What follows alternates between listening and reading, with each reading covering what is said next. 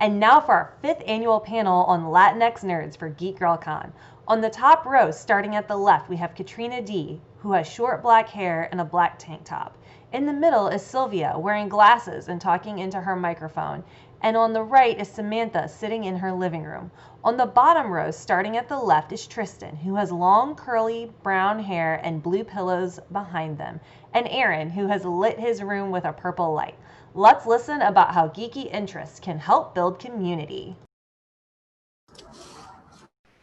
Okay. All right. Hopefully we are live and recording. My name is Sylvia Artiga Mondreal. I use she, her pronouns, and I'm the creator of Cómo se dice nerd. It's a Twitter account started about 7-ish years ago. And this is the 5th annual Latinx nerd panel for Geek Girl Con. And this year's a little bit different, but hopefully all the great stuff that we've come to love about this space is here. I'm joined by this amazing panel of awesome people, and I'm going to let them introduce themselves, say your name, say where people might know you from, and then pass the mic because it's virtual. So I'll start with Tristan. Hi, I'm Tristan J. Tarwater. I use the pronouns they, them, their. I'm known on Twitter as Back That Elf Up, and I'm the creator of the Latinx's Create hashtag, which just recently had a big old heyday because it's Hispanic Heritage Month. They're also using, in conjunction with that, Latinez Create with an E instead of an X. Beyond creating hashtags, I am a writer of speculative fiction. I write comics. I sometimes write for role-playing games. I'm in the upcoming Mañana anthology, which is Latinx stories in the 25th century, which is going to be super dope. I'm also a student of Spanish and linguistics currently at Portland State University because I'm very interested in language and culture. And yeah, that's me. Katrina? Hello, everyone. Thanks for having me. I'm Katrina Dennis. You might know me on the internet as O Katrina. And when I am not spewing all sorts of weird stuff about Star Wars, I'm working on film, TV, and comics. I created my own comic with a Latinx and Afro-Latinx lead called Treasure in the Core. I also recently worked on Looking for Leia, which is a lovely web series about everyone who's not a man in Star Wars fandom. And I run a podcast called Ipubampo Tambien with my very good friend Kayla. And we talk about pop culture and space and all sorts of juice. That's me. Samantha. Oh, geez, it's my turn. My name is Samantha Rager. I go by she, her. And I feel like total imposter syndrome right now. I'm like, how did I get on this panel? I'm not anybody. I am somebody. I have worked within the video game industry. I'm a writer. And spec poetry is one of my favorite things to write, but I also enjoy writing actual fantasy stories. And I do artwork, so you can kind of see a painting I'm working on that I'm not going to show you the real thing because it's hideous because it's not done.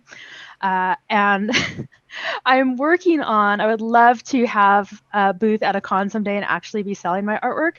And I do my art under my grandma's maiden name, so I sign it all with Cy Vega. So yes, that's me. Great. And last but not least is Aaron. Okay, thank you. Yeah, my name is Aaron. I go by he, him pronouns, and you can find me at Pop Muertos on Instagram and Twitter. And I'm actually a backer of the Mañana anthology because I'm so looking forward to that. Yes. I love near future stuff and seeing that take on it. I'm so excited. Yes. But enough. So, Me too. Yes. I'm so excited. Yeah, I can't. Yeah. It's breaking all sorts of records. It's pretty amazing. Mm-hmm. But yeah, I do a project called Pop Muertos, and that is like pop culture and then Dia de los Muertos Sugar Skull mashup. So taking all of my favorite stuff from cartoons and video games, my own corgi, my Rottweiler, people's kids, this kind of stuff. So I've been having a lot of fun with it. So looking forward to this discussion because, yeah, as mentioned, as will be mentioned 100 times, Latinx geeks exist, and we love seeing the same kind of pop culture stuff that everybody else sees, but we see it through our lens, our each individual unique lenses, as there are tons of ways to be Latinx. So, so looking forward to this. And thank you so much, Sylvia, for moderating, and Como se dice nerd for existing. Yes. Beautifully said. Again, super excited to have us all here. And that segues nicely into the question I always like to ask us to kind of kick things off. Like, we're always proving that we exist, or we're like the only one, or we're there to talk about something else. So I would like for us to go around again, and maybe in that same order, and share, like, how do you, like, given the chance, like, how do you actually identify in this weird nebulous space that is Latinidad, right? And sometimes that answer changes. We've done this for 5 years. I think I've had a different kind of answer each time. And I do think, because of the reality of where we are, we all got our like favorite masks. So you could probably throw that in too. So currently, what feels most right, but it's starting to feel weirder every day, is I like to identify as mestiza. You know, my mom is from El Salvador and my dad is Mexican American, mostly because like a technicality. But especially moving to a place like Seattle really brings me into a lot of ways where it would be easy to step into like whiteness and step into assimilation fully, and to kind of stay at the mestiza level is to not ignore that that's a possibility and a very real privilege, but to also say like, but it's not something I'm just going to sink into. And my favorite mask right now is this cool, shiny pink one. Because I feel like if this is our reality, we should have like special event masks. So that's where I'm at. How about you, Tristan? I think the same thing I say every year is it really depends on who's asking and what space I'm in.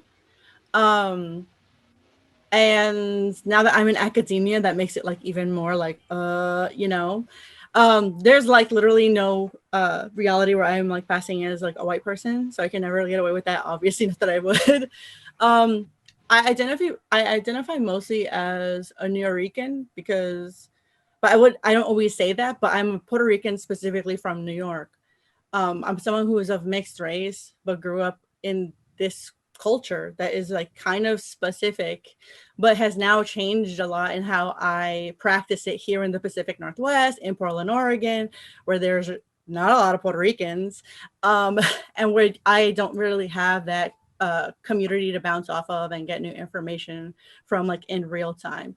On the internet, like I tell people I'm a Black New Yorican. My dad's Black, my mom is Puerto Rican, and that's just the truth. That's also to help kind of bring into the discussion for myself that like we need to like stop anti-Blackness in the Latina community, like for real, because it's a big problem, especially now.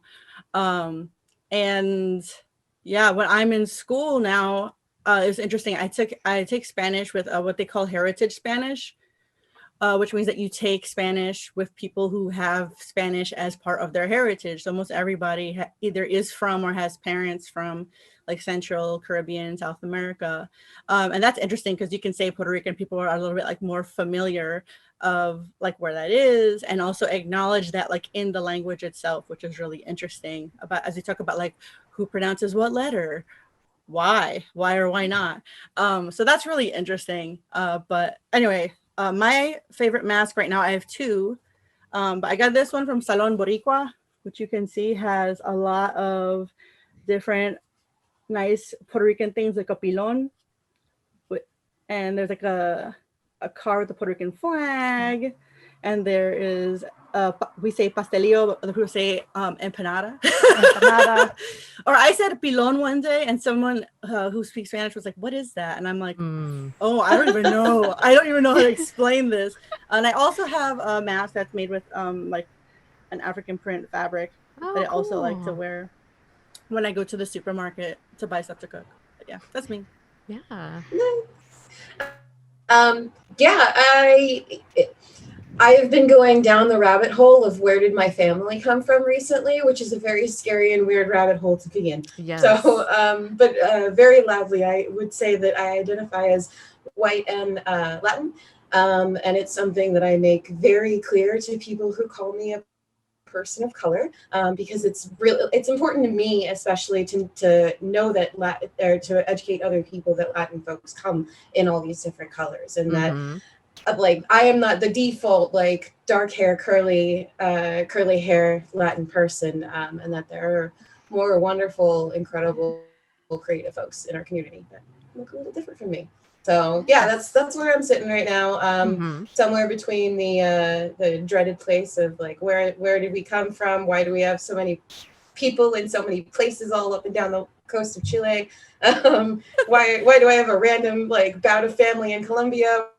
Where do these people come from? But that's where I'm at right now. And as far as masks go, my absolute favorite mask, because I am a Star Wars nerd, is this Sugar Skull Vader mask. I got it on Etsy. I totally forgot the seller, but when I did get it, I posted like a bunch of pictures and made sure to tag the seller. So that's my favorite.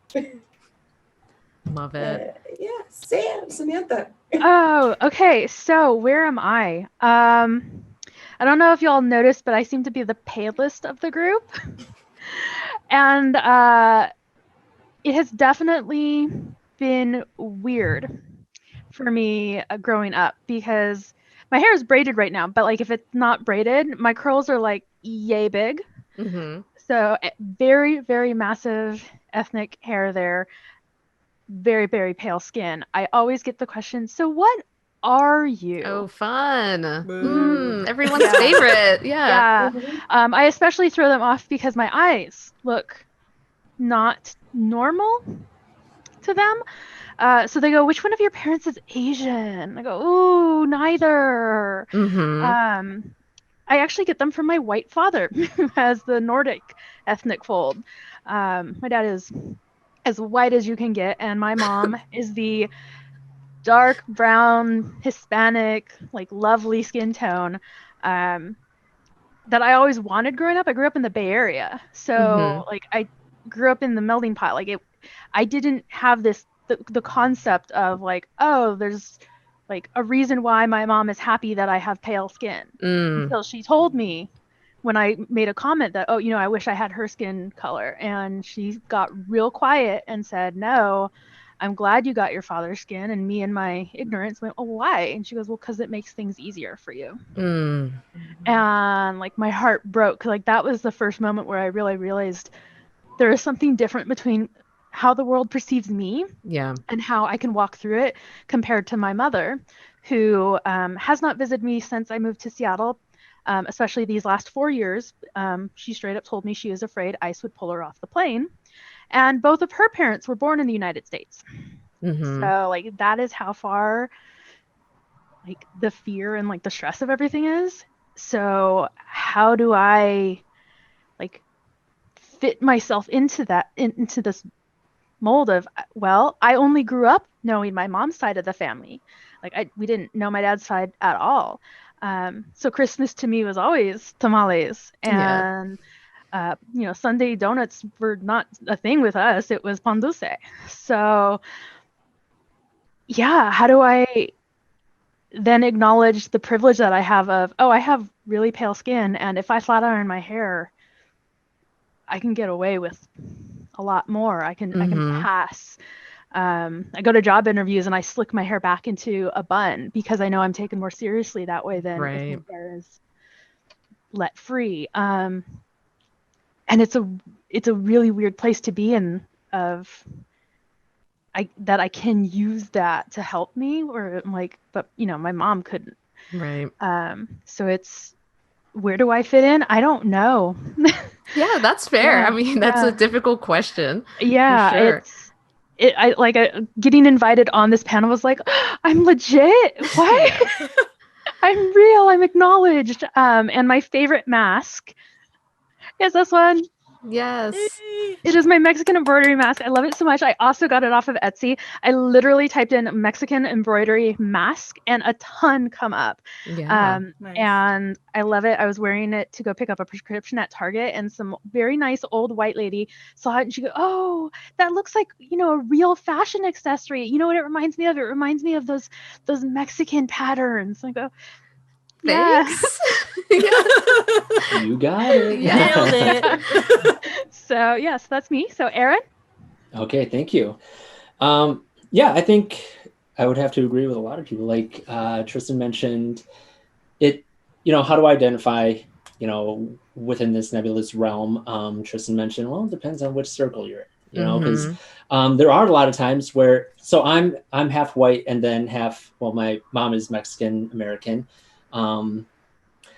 Tejano or Chicano, although they were migrant workers. So some of them were born in North Dakota, some of them were born in Wisconsin. So Right. it is wild. It is wild. But mainly the things that my family on my mom's side celebrated and the music they listened to, the foods they cooked, and the Spanish they spoke was from Texas, was from like Crystal City, Texas. So that's why growing up, I would hear weird things in Spanish class, and they were like, "Oh, if you want to ask where someone is, you say donde está." I said, "I think it's onta. I think it's onta." I think you're wrong. And it felt a little bit like water boy, because like, no, your mom is wrong. And like, I don't think so, man. Oh my gosh. But it's easier for me to identify as like Chicano because that culture was so strong in our family. We lived right next door to my grandma and my tias and my cousins, and I have 40 cousins. And on my dad's side, it was just such a mix of like European. So, and this is all going to sound like it belongs in just England, but Welsh, Scottish, Irish, British, Jewish, Dutch, German. It's so where do you like anchor yourself to any of that besides growing up in Milwaukee and being around beer and bratwurst, which I do love. So yeah, it depends on where you are, because a lot of places I would have white passing facial features, even though I get the dark hair, darker skin, and all this kind of stuff. As for other things that kind of shaped my experience and my expectation, I think Samantha mentions something great where, there's that fear. Like I remember growing up, I was very young. My mom, whose last name is Bowersock. My last name is Bowersock. It's my dad's. Her name is Linda Bowersock at the time. And she doesn't have a Spanish accent, just like me. And she made a call to go book an apartment tour. And they're like, "Oh yeah, tons of units available. Come on down." They see her, they see me, and they're like, "Actually, they're all booked. Go away." Yikes. And so she doesn't like to admit this these days, but one day she did that. She didn't teach us like go full speed into teaching us Spanish because she didn't want us to have an accent, because it would like hurt our job prospects, our apartment prospects down the line. Did you happen to grow up in my family? Because this is all sounding. Yeah, I know. Yeah. We'll make like a bingo card for next year where it's like, oh right, me too. Yeah. Yep. So it does really depend on who you're with. If I'm with a bunch of other Latino, Latinx, or Chicanos or stuff like that, we're all vibing on the same stuff and we love it. But yeah, you just gotta kind of go with the flow. And I've realized that there's no wrong way to be Chicano. I am me. The stuff I learned from my family, that's mine. You can't take it away. I don't know how to label it. That's just what I got going on. Yes. And I'm going to get into a couple of my favorite masks. Yes. I wasn't sure about getting them. So we recently, I'm going to make this quick. We had a baby on December 29th. And we've literally been in lockdown ever since because it's cold and flu season. You don't go anywhere. You don't have people in. You don't get baby sick. You don't get mama sick. So when the masks started happening, I was like, I don't know if I want to make these. I'm an illustrator. I don't know if I want to put my art out there. Is that like not selling out, because there's no selling out. You got bills to pay, but it's like, do I want to profit off this pandemic like this? But masks are here to stay, whether COVID goes away and cold and flu. People shouldn't be going out with flu and cold without a mask. Should just not be sniffling like that. Yes. Yeah. So I started turning my art into these masks. I put them on Redbubble. So this one right here is my Sugar Skull Pennywise the Clown mask design. And then I have a couple more subtle designs. So I also did Jack and Sally and Oogie Boogie. So you can see it takes a while, but you can see it. Yeah, there it is. Very subtly. So Yeah, we're gonna be rocking these whenever we go out, if we ever leave the house. So Yes, thank you. but Yes. yeah, thank you. Yeah, I kind of joked that we could do like a bingo card, but it's one of the things that always strikes me about such a straightforward question, right? And it's sometimes thrown at us like so casually. Check this box. Where are you really from? And it's like, whoa, okay, you're asking me to explain like generations of understanding and story, and that's even before you add in like the trauma and like the discouragement and all this stuff. And so I thank you all for sharing that and for kicking us off with that. And I heard a lot that was familiar, a lot that was painful, a lot that's complicated. But I also heard like laughter. Like there are things that is absurd and we can laugh about it, or is familiar, or I always like thinking about it because it gives me a chance to think about like my mom and all the things she's gone through. So I think that kind of leads into the next part of what I want us to chat about. Is there's so much about our identity and what we like that's hard and we have to fight for and prove and explain to people. But especially now, like what does being a Latinx nerd mean for you, and how's that maybe helping you deal with this absurd like it just every year we've done this, so that means we started in 2015 ish. So just every year we bring this space back has been another year where I have a preface where it's like, make sure you mention this other terrible thing that's happened recently to the Latinx community. So now I'll just do a catch-all of like, what does being a Latinx nerd mean for you, especially now when it just seems relentless? I don't know if any of y'all feel like you want to start off. I think I mentioned before we started recording, I'm taking this quarantine very seriously because I have an autoinflammatory disease, so I'm on immunosuppressants. So what what I have missed the most, like what the biggest impact is, I cannot go to the little hole-in-the-wall Mexican market that I love that has the butcher, the whole back is a meat counter, and then like the whole like left wall is the like the baked goods and the pan dulce, and they're legit. Like that was the first thing when I moved up to Seattle. I was like, where's the little tiny hole in the wall mom and the pop grocery that has my pan dulce? That's good. And I found a few places. I was like, oh yeah, it looks right. Bite into it. This tastes like white bread. Oh gosh. Yeah, no, I found legit, and I haven't had it since like January. So I have started baking my own conchas and the I can't think of the pink sugar cookies. You all know what I'm talking about. And I just got a pig cookie cutter in.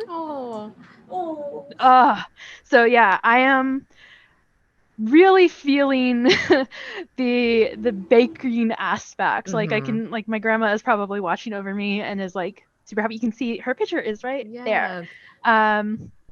So there are some ways that like I'm leaning into the cultural heritage a little bit more because I'm isolated, because I'm trying to look for some connection. And I'm like, okay, well, in this time where I'm so afraid of like going out to get my mail, you know, thinking about my grandmother, thinking about my ancestors and how somehow I am the descendant of countless people throughout generations who like a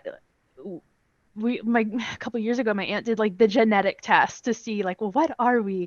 And I grew up always thinking, you know, we're descendants of the conquistadors because like that's the Spanish, and we found out that no, we are native to North America, Hispanic, and that changed my perspective. So I'm like, if people could survive the conquistadors, if they could survive, you know, all the traumas and the wars in Mexico, and my great grandfather crossing the border, and then, you know, my grandma being born in Arizona and somehow making her way to California and surviving the Depression and World War II, like that strength is still in the air. It's still in my blood. So I'm leaning into that, and it definitely helps where I can bite into, like, I'm still not that good at the conchas. I'm getting there. Practice, yes. But like knowing that I'm doing this thing that is causing a connection. Like you had said your mom didn't teach you Spanish because she didn't want the accent. My grandma and grandpa did not teach their kids Spanish because they wanted them to be American. Mm-hmm. And so then by the time the grandkids started coming around, like I could count to 10, but like that was about it. So now I'm on Duolingo and I'm practicing. I'm telling my mom about it, and she's like, "How's that going?" And I'm like, "Oh, I haven't practiced much the last few weeks." She's like, "No, keep going." So yeah, so that's been me. Yeah, I love that. I think a lot of people can relate to either learning the language or baking because it's you start out at such a basic level, and then once you do it for long enough, you're like, whoa, what was I thinking when I was starting at stage one? And I just think that parallels so nicely. It's like we get a better understanding of like our family histories. Like we start off with this really simple one, and then we're like, oh my gosh, it's gonna take me so long to understand all the intricacies. But what else? What else is coming up for people? Animal Crossing. Yes. Animal Crossing. Animal Crossing. I don't know if anybody else wants to add, but I definitely was gonna try to catalog every every perceivable like Latina item in Animal Crossing that exists, so people could get all of them. Like when I saw that they had like the Guayabera shirt, I was like, I'm getting that in every color, and I'm gonna give it to my villagers, and they're all gonna be saying like "palante," and they're gonna be saying like "mija" or "mije" and things like that. So when people come visit my island, they're like, what the hell is going on? But what's funny is that I started playing Animal Crossing like right out the gate, and then my titi actually started playing Animal Crossing. And she wound up getting like 2 Switches, and she has 2 islands. Like she is like in it to like, if you could win Animal Crossing, she's in it to win it, but you know what I mean. And I named my island after the town that my grandmother was from in Puerto Rico, which when my grandma saw it, she was like, oh my gosh. And she even like QR coded a photo of my grandmother and put it like in her kitchen. And I saw it and I was like, what the heck? So like bringing like this into like this not only virtual, but it's very like peaceful, good, pure space to have like Latinidad there is like, ooh, finally, like I can relax. You know what I mean? Like there's so much of that like survival instinct that a lot of us have, because it's like we survived today, and we're here about how our parents survived and how their grandparents survived, and sometimes our parents were trying to survive their grandparents and all of this stuff. But at the same time, it's like I would like to just like be chill and like and do that and do like that fun stuff. You know what I mean? But yeah, also the language thing, like I went back to school. I didn't go back to school because of the pandemic. I just happened to go back to school, and then at the end of winter term, like the pandemic happened, and all of school is online. But I'm trying to learn Spanish, not only like in a scholastic setting and taking linguistics and learning about like there's like a class about like the history of the Spanish language, and I'm like, yo, like I want to take that. What are the prereqs? You know what I mean? And also so there's a good app called Hello Talk where you can talk to people who speak something as a first language, who want to learn your language, and you can talk. And not only can you type, you can also leave like little voice messages, or you can actually call on the phone, and it's for people who want to learn. And I've been doing that recently, and it's really interesting to see like what people are interested in learning and how people talk about their language and like who corrects and who doesn't, and what they correct. Accents are really hard. But there is a formality to it. Like it you can learn it. It's not hard, so don't get put off by that if you're like, where do these go? That's how you know quarantine is really making people lonely, because I'm like, a phone call seems okay right now. Whereas like last year I was not getting on the phone with anybody that wasn't my mom, but I was like, oh, that does sound nice. Katrina, were you gonna say something? Oh yeah, for me, pop culture is kind of just part of my Latinidad. Ever since I was 3 years old, my dad was taking me to Star Trek conventions in Miami, surrounded by Star Trek fans who were almost all Cuban, because that's, what we grew up with. So, at first, like when quarantine started, it was just like, watching the usual shows I do with my dad, doing our calls. But ancestry has definitely started to play a really big role in my slow decline in quarantine. Not only have I been, I tweeted about it earlier. I grew up with Chilean Spanish, and I'm relearning Spanish in a non-Chilean setting, and it's the weirdest, most out-of-body experience, because Chilean Spanish is the weirdest, most out-of-body Spanish. So learning it in this like formal way, in a way that's like, I'm in LA now, so I'm very lucky to have a lot of like Mexican Spanish speakers who speak a little slower, so that I don't have to worry about not understanding. And yeah, I mean, a lot of what I've been doing is just kind of discovering where I've come from. And the biggest thing for me, because this was the year that, this was the year that, as we all say, this is the year that I was going to, break into TV and start writing my scripts. And I have. And part of that journey was discovering that my abuelo wrote screenplays, and he wrote manuscripts and novels, and my dad sent me one. Oh. It's in Spanish. It's just like, it's my absolute most prized possession. Yeah. I am still translating it, and it'll probably be a really long project, but like, I think that, and just learning so much about my family and how, there's a lot of immigration in my family. There's a lot of up and down Chilean coast of my family. So we have Italian Chileans, we have native Chiloé Chileans, and learning about those two parts of this one culture that my dad brought to me, and made part of my life by having me, has just been the one thing really keeping me sane. And yeah, and also getting to talk to my tios and tias more, because now I'm, more active online because I don't have anything else to do. So yeah.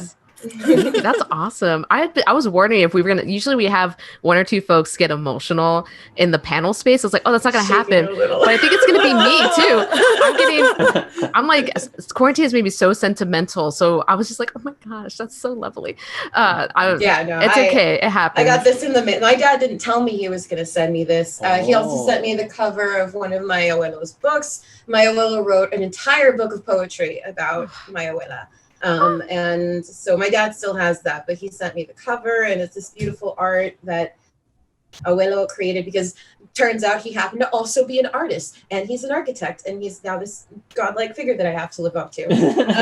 No pressure. No pressure at all. Yeah. It's totally fine. He just, he was an architect. He helped found many of Miami's buildings. He ran from a crumbling structure of oppression. It's no big deal. I don't have any big shoes to fill. Hear that? His biggest dream was to make film and TV, and that's what I'm up to now. That's awesome. How about you, Aaron? Anything coming up for you? Yeah. So yeah, I mentioned I don't get out too much these days because of the baby. And so what's interesting is I've connected with a lot of great Latinx artists on Twitch and Twitter and all these other places, and through events like Geek Girl Con, and through a lot of the conventions that used to happen in the world. And this year, a lot of us are like, okay, what do we do? So we're connecting, and we get to kind of experience all the pop culture through our lens, as I mentioned. But also, one of the cool things about being an artist is you can speak the truth. And so even though like my company Pop Muertos, it's small, it's just me and my dogs. And so I don't feel like I have, quote, too much to lose if I talk about things that are important to talk about. 2020 is a dumpster fire, but we didn't just get here. I like to say that it ramped up, but the ramp was already built, So if we're not talking about things, then we're kind of doing a disservice. And I know a lot of people out there do talk about the truth. We talk about during COVID times how the migrant workers are still out there working in the wildfires without equipment. I mentioned my family were migrant workers. So that's the kind of stuff that is super important, hits close to home. And a lot of my artist friends are also talking about things. They're talking about, homelessness and the homeless population that affects Black and brown people and the LGBTQ community higher than any other group. So if we get to be this I know the term gets thrown around a lot, like, oh, the online community, oh, the gaming community, the Fortnite community. But I think there's like an actual like artist community. There's a Latinx artist community out there that we are free to talk about things and free to share things that are important to talk about and share and address. And I think that stuff is super important, but also having the art to like bring levity and bring smiles to balance it out. It's just a really cool space, digital space to be in. And of course, this is one of those spaces, as is GeekdomCon itself. Yeah, so that's kind of how being a Latinx geek and being an artist, it's rewarding to be in, I think, into this space. Yeah. You're doing such a good job setting me up for my next questions, Eric. I gotta bring you up panels more, because that's what I was thinking. One, I forgot to mention that I am also now a comics writer, thanks to the Mañana anthology, which was like super cool, and an opportunity I only got because I've been connecting to this community and watching people and learning a lot. And everyone, of course, is so welcoming. And one thing I really liked about the story that I get to have in that anthology is thinking about, because the tone was to be optimistic, right? Not just the future of this, but let's like really purposely center hope in that. And then for me, as someone who has family from El Salvador, like when I think back about one of the biggest challenges is it's how hard it is to go back and get the history and the story. Because like as much as I want to know what my family went through, they're the ones who went through it. So it's theirs to take and process as well as they can, however way they can. And so the story that I wrote was really centered on that, like how great it will be for future generations to be able to like access their stories and their histories and to not have the pain there, which is going to set up to this question of like, as we think about where we're stuck now, where we're going on this ramp, like how can our histories or identities like help us start to get through this? And we kind of touched on it a little bit. And if that's too big of a question, if you're like, okay, Sylvia, that's a lot to throw on us right now, I can tweak it. But I'm just so interested in how like these nerdy skills or the work that we've done to understand ourselves and our families, how that might help us chart a way out of this. So I'll pause there. Does anything come to mind for folks? Go for it. I can go first. Okay, so my grandma, like my memories of growing up with her when I was little is her crocheting. And so early on in my life, I wanted to learn how to crochet like my grandma. And very quickly I learned I cannot crochet. I want to stab this hook into my eye. Years later though, but I was still so interested in like my grandma made stuff. Like she took thread and this piece of metal and like made doilies and beautiful things. So I learned how to knit, and knitting came so much easier for me. And that was just a horrible rabbit hole to go down. Fiber arts. Once it's got you, you're just stuck. So when all this COVID stuff started happening, I may have picked up a COVID project of refurbishing, and I'm just going to walk this way 3 steps. Dramatic reveal. Yeah. Can't do this when we're live in the... Oh my gosh. Whoa. Cool. Refurbished a spinning wheel. I paid $30 for it. It did not function. And I used all of my maker skills, like some of what my dad taught me about, like just how to hold a screwdriver, like how to look at something and go, why isn't this working when it should? And took it apart and got online and researched it. And I found out, like, I got down to like the specific year and model of this thing. It is from 1975. It is an Ashford traditional. I paid $30 for it. It's worth several $100s. And I found an adapter repair kit. And it came in. I've been oiling it. It is ready to go. I have got bags of fiber ready to fun on this thing. So that's my weird connection from my grandma crocheting and trying to teach me to crochet and finally giving up because it just wasn't happening, to still wanting that connection with her. And now I'm like, oh, I'm ready for like for when we start forming our like apocalypse support groups. Like I'm ready to spin the fiber and knit the shawls. You for got us your all. NPC role locked in for like the. Yes, I am there. I love that. That's what I was gonna say. That's such a. First of all, I've never gotten emotional over like a wheel before like that, but I was like, that's such a great story. A+ dramatic reveal. But what I love about that is, again, like because you were talking earlier about trying to connect with your family and the people who came before you, and like then also just the practicalities of like buying this that used and not like rushing. I think that's one thing that I've gotten a lot from COVID is like, how can I be more intentional about supporting the other makers around me and like finding something real to make and not just whatever weird thing is a professional thing to do, that's like supposed to have profit and like supposed to bring stability, but so I love that example. I don't know if anything else came up for folks with that huge question of like, how are we go ahead, Aaron. Yeah. So I was watching a stream the other day. I was watching a music stream and I was like, you know what? This is really pleasant and I am really enjoying this. And I'm not thinking about how I can't go outside because of wildfires. And I'm just enjoying a nice music stream. And so threw some bits at them and I said, hey, just want to say, I know streamers aren't separate from this world. When you're off camera, you got to be thinking about this stuff too. And I just want to say thanks for that. And I know everybody who's out there creating something, putting their work out there, whether it's writing, dancing, 2D art, 3D art, there's somebody out there who is looking at your stuff and like you're making them smile that day, or they're seeing something that they never thought they would see before, like something is that Sugar Skull Steve Urkel? Yes, it is. Yes, it is. And so there's that kind of little stuff that I know that everyone here who is creative and putting stuff out there, you are contributing to different communities. You're contributing to your fans, you're contributing to different fandom communities, you're contributing to a writing community and people who enjoy this kind of stuff.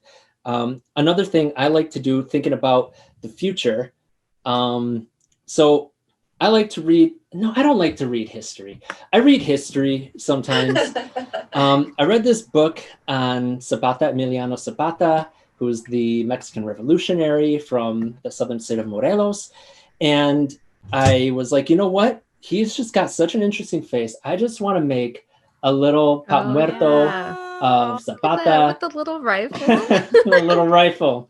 And while I'm doing this, I was doing it all on stream and I got to tell his story because I read this 400-page book about the setting of the Mexican Revolution and then why he was kind of forced to rise up for the state of Morelos.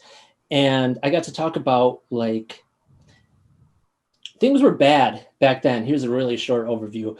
The leadership of Mexico was like in Morelos was like kind of giving away the land to all of the wealthy capitalists, and the agricultural people were losing the land, losing their livelihood and all this kind of stuff. So they had to rise up. And there was the group of politicians called the Científicos. They branded themselves as this big brain group that only they were genius enough to run a government for people. And the people were like, nah, actually, it's really messed up right now. So as for thinking about the future, people are people. We know that we got to take care of each other. And we know that at a certain point, you got to push back on things. And that's what Zapata found. He was pretty brutal sometimes, and so you can like disagree with his methods or whatever, but he worked on it. But so there's when I talk about some of these stories and some of these characters, and I think about previous histories and uprisings, and in the very volatile but very unpredictable, but I think there's hope. I think there's enough people right now kind of coming together and realizing, you know what, things aren't good and they haven't been good for a long time and they can get good. So maybe the Mexican Revolution will pick back up. Maybe our own will pick back up. But yeah, it's just thinking about, humanity in general, that we know what we need to do. And if we get together, we can achieve it. Yeah. I want to say Yeah. As people have said, I think the big theme is connection. Obviously, like we're only gonna get through this together. I think we all probably feel the worst when we feel isolated. That's just not how we're meant to be, like as just base level humans, especially in like latinidad. Like that's not one of our values, you know what I mean? Yes. Regardless of like the dominant culture around us, like that's not how we think, that's not how we do things. I think something that has been helpful as I think about like how I go about getting information from people is that like, at least in my experience, I don't think that we're like a very like entrevista, like direct, like grilling people about like extracting information. I don't think that's a good way to necessarily go about it, but I think that's something that we see modeled as being very effective. But as we're more of like a storytelling culture and talking like around things and like getting information that way and like relating as we're trading experiences, recently I've had some stuff happen where that has actually been really effective and worked, and also like been able to give me more to think about and the other person in my family something to think about, instead of like, so why were you such a jerk, you know what I mean? Nobody likes that, and that's kind of not how I don't think we have models for that work very well. In a lot of our communities is very accusatory, especially with a lot of the hierarchical structure that we have. Sometimes questioning people can be like not taken in a good way. And so like expressing curiosity and like sharing and being like, we're actually all in this together, you know what I mean? And we can all go like hands in hand towards the future, like helping each other out. I think that's something that is going to help all of us get through this, to be honest. Yeah, I think specifically, especially in like my neck of the nerd community, and I don't know if you guys have been seeing this as well in yours, but like all of my Latin GCs, all of my like Latin peer groups are getting a lot tighter right now. We're checking in on each other like every day. We're just like talking, sharing pictures of our nieces and our dogs, and like honestly, those simple group chats are like saving my life right now, because it's not only, and so Samantha said this too, but like for a really long time and like very often I feel heavily imposter syndrome, like my Spanish isn't that good, and like, you know, I'm American and I don't fit here, and like those little places that have just said like, though you fit here, now tell me about your family, show me pictures of your nieces, like what are you cooking today, like just those little things have been so grounding, and like it's so helpful to like pop in there instead of looking at social media. I just go directly to like my DMs or like my group chats or Discord to check in on my friends first, and then like getting my abuelo's manuscript came at the exact time that like I was starting to feel like, no, I can't do writing, I should just do marketing for the rest of my life. And I felt like that was, you know, my ancestors going like, no, you're gonna work, like you're gonna do what you're supposed to do. We're artists, we're survivors, and this is what we worked for, so now work for it yourself. So that was like, whoo. Yes. I needed that. Yes, that's so I love that. I love all these examples because I hear so many other things, like how not just finding community to like serve ourselves, but all the examples y'all gave, like you're giving something to other people, like you're also giving them friendship or learning, like you're reading the 400-page book for people, and just it's so wonderful to see all the different ways people are like taking care of themselves by taking care of other people. And I think, we, believe it or not, we only have a few minutes left because we've already talked for like 50 minutes. So I'll just say one thing, and then we probably should go to like our last round of thoughts, which is so bittersweet, but that's usually what happens. Time flies by, and everything you shared has just been so rich. People mentioned imposter syndrome a couple times, and it came up last year too. And I always want to take like facilitator privilege and be like, no, imposter syndrome, I think, was made for a very specific audience and a very specific place. And what I think we're actually starting to hear is like, you know, those voices, whatever you want to call them, your gut instinct, the voices of your ancestors being like, this space is not safe for you. And they're warning you against that. That doesn't mean you don't have to be in that space.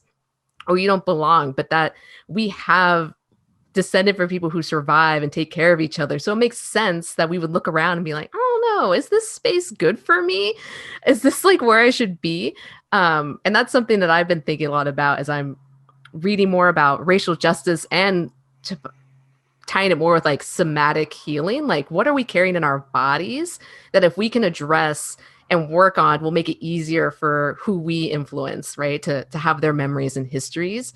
And so the idea of like maybe imposter syndrome is a warning signal, but what's nice is then you could address it and by going find those little communities where it's like, yeah, you're actually awesome. And turns out you actually come from generations of creators and creative people.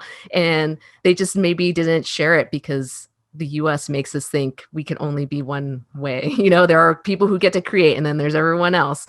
So just my little 2 cents about imposter syndrome. I don't think it's real unless you're a very specific type of person, but that's the term we have. So now that we're in like the last few minutes, is there anything that you'd want to share with people in this space on this theme of like being a Latinx nerd, still being here, planning on being here for, if only out of spite, for as long as I can, like really, like I'm doing such a good job taking care of myself because I'm not going to go without a fight. Any last thoughts for the digital convention group we got? I mean, I think the biggest thing that's been on my mind lately is, especially right now in Latin Heritage Month, Hispanic Heritage Month, where, you know, we're all looking, I think a lot of us are just like looking at ourselves and looking inside ourselves and trying to uncover these stories within us. I think the biggest thing that I want to leave this with is to always consider your fellow person, especially within this community, and what their experiences are, and how the fact that the gift, I think, of being Latinx is that the blessing and the curse is that we're all under this one umbrella, but under this one umbrella, there are a million different wonderful, incredible stories, and just making sure that we are constantly trying to be aware and open and welcoming to everyone within this community is going to be what keeps us together and what makes us strong. Yes, we're all under this umbrella. Some of us are like dry and safe and warm, and some people are being left out into the rain, right? Under this big umbrella. We got to look out for each other. Anything else? Any last words from folks? I think there's I'm like, how do I phrase it? I'm a writer. How do I find the words to, we all have this understanding of generational trauma and dysphoria that I think we can all relate to. And I think going through COVID is, for me, it's been allowing me to kind of step outside and really acknowledge all of that, to acknowledge the generational trauma that, you know, I'm carrying within my body from my grandparents, from my mom, from people I don't even know their names. And then the dysphoria of like, well, how do I connect to those people? How do I fit within the culture, within the world? How do I forge a place for myself within the community just here? Like I said, where I'm like, I'm such the fake on this panel. And then where you're like, no, you're not. And it's recognizing how you feel and then stopping to go, well, what do I need to create to make myself feel safe? Because if you don't feel safe, if you can't find a way to experience joy, then you're not going to be able to help that other person. You're not going to be able to pull them under the umbrella. So yeah, it's sort of like on the airplane where they're like, you know, put your mask on first and then assist somebody else. Make sure that, you know, you're taking care of your own mental health, that you feel safe within your community. And then you'll have sturdy foundation to go forth and help the next person. Awesome.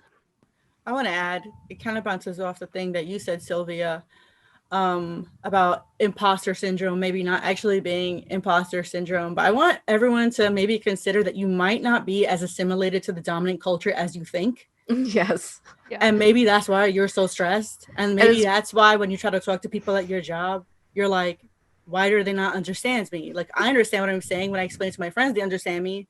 But my coworker is like, weird. You know what I mean? Yes. That's something, like, I'm almost 40. And like I was like, wait a minute, it's not just that like I'm wrong, it's that I do things differently because my family of origin did things differently and it worked for us. And some parts are not the best, you know what I mean? But it worked. And I think very often, especially as we're going through life, it's easier to just be like, oh, that's just wrong. I got to fix this. But a lot of us like unconsciously are not assimilating. And you know what? That's fine. That's great. That's good. Do that because believe it or not, it works and it has worked like for a long time. Like we're all still here because it's been working for 500 years. So that's all I got to say. That's pretty good. That's pretty good. So I think Katrina, Tristan, Samantha, and Sylvia as well, I think everyone talked about something that they're doing right now, whether it was brought on, like inspired by a quarantine project or something like that, but we're all making something right now. We're all doing something creative, whether writing or cooking, that has been inspired by our culture, that is being taken from our culture and our past and through the vessel that is ourselves.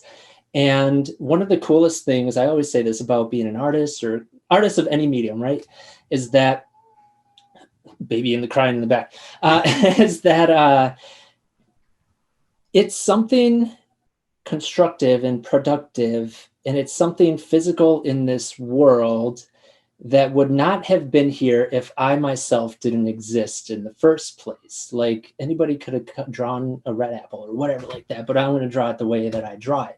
And the way that I draw it is influenced by who I am. It's influenced by my family, my whole project, Pan Muertos. I grew up with, Mexican music and colors and patterns. And in our house, we celebrate Dia de los Muertos. So all this stuff couldn't have happened without that culture.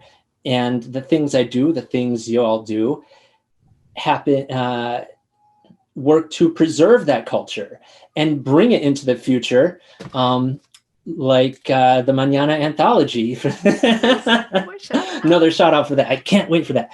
But no, like here we are right now in 2020, everything is kind of weighed against us as, at very varying levels of marginalization in the United States. And they want to force not only Latinx or other BIPOC people, but just by genders. You are this, you are that. You can go to school to be anything you want, but you got to be these 4 things. That's not my joke. I heard it somewhere. But it's like by being creative, like I think COVID times kind of amplified to everybody. Wait, hold on. Other countries are doing things a little differently than we're doing them here, right? They're taking care of people. So maybe it does kind of give us a little bit more imagination on what we can all be going forward, like where we can be in the future. And I just think it's really cool being a creative right now, because we can help, again, bring our cultures into the future through our own lens and create this. Yeah, it was mentioned, the giant umbrella. There's so much vibrant cultural stories to tell. So yeah, it's just very exciting, and it's very heartening to hear everyone creating something new while learning about themselves and their culture. Yes. Oh my gosh. I can't believe that we've already run out of time. This is always like there's like a Geek Girl Con attendant or agent in the background who's like, okay, you have to stop talking though. Were you going to say something, Tristan, though? Like, were you going to get one last word in? Okay. I thought you came off mute. I was going to say F ice, but that was it. Oh, yeah. I think my baby was telling us to wrap it up, so that might have been it. Yeah. Thanks, Theo. So I'm just going to give us one more chance to go around and say where people can find us. And definitely, as always, this is just one piece of the conversation. Like every time we do this, people reach out to connect. I always love seeing panelists and what they get up to after this. And I'm just so grateful that y'all took the time and shared so much awesome stuff. I know it put a lot of fuel back in my tank, and I'm just so energized to do something, but I'm probably going to take a nap after this, but I feel like spiritually energized at least. So you can find me at Como se dice nerd on Twitter. And there's actually very little from me there because it's actually about promoting other people. So if you actually want to hear more from me, that's at Sylvia Used Rest, which is about taking naps. So let's go in that order that we did in the beginning. Just say where people can find you. So Tristan. Yeah, you can find me on Twitter at BackThatElfUp. That's me. You guys can find me, you folks can find me anywhere if you look for O Katrina on the internet, especially on Twitter, OHCATRINA. And yeah, please go watch Looking for Leia. It's so wonderful, and the last episode means so much to me, and I think especially with other Latinx folk, it's going to have a really big impact on you too. So, That's great. You can find me on Twitter. I'm always on there at Syrran. So it's SYRRANN. Yeah, that's me. Great. Aaron? Yeah. You can find me at Pop Muertos on Twitter and Instagram, and all my art is on sale. I'm a stay-at-home art dad. So it's at popmuertos.com. Thank you, guys. All right. So I'm going to hit the end of recording now. So bye. Bye.